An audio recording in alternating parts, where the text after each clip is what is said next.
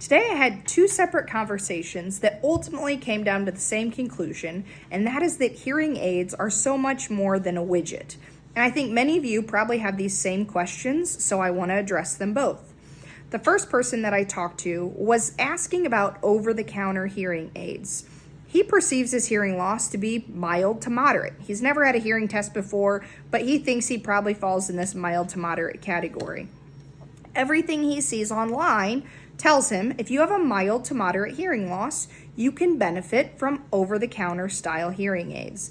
These are brands like Sony, Sennheiser, Jabra, among a slew of other brands that are out there.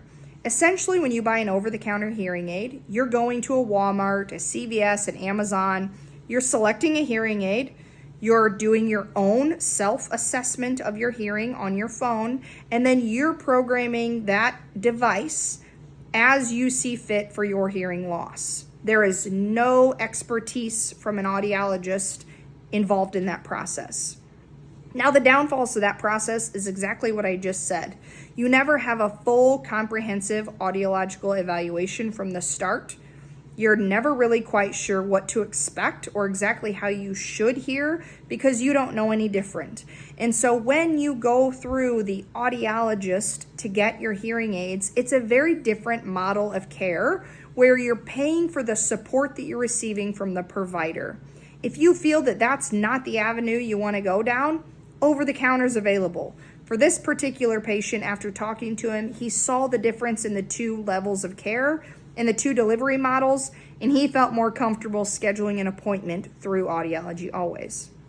The second conversation that I had was a patient went to a hearing care provider and he was given a pair of devices and he was not pleased with the sound quality. When he went back to that provider, he was asking if he had any other option, and they denied that there were any other options and told him that that was the best that he could get. That's how his hearing should sound with these devices, and that he didn't have another option. He was calling me to ask, were there indeed other options that he could try? And like I've said many times, that is why we are independently owned. All of us have our own perception of how we like to hear. And for this particular patient, his hearing and his ears weren't adjusting to the sound quality of that particular device well.